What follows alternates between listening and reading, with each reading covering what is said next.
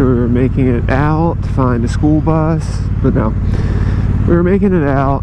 Today is gonna be the last ride up here for this visit. We have decided to leave a couple days early to make the drive back home not too terrible. And yeah, it's been a great time up here. Definitely wish I got to venture out a little bit farther, but making it out, see what we can get. I'm gonna ride up the Great Lake again and take a picture, and that's the main goal for this ride today.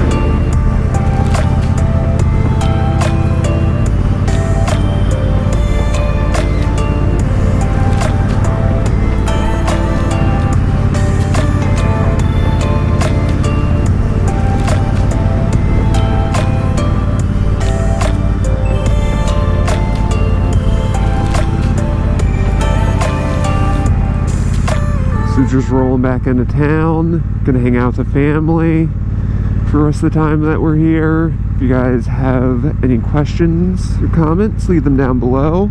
Give me a thumbs up if you guys like it, and subscribe. I'll see you guys next time.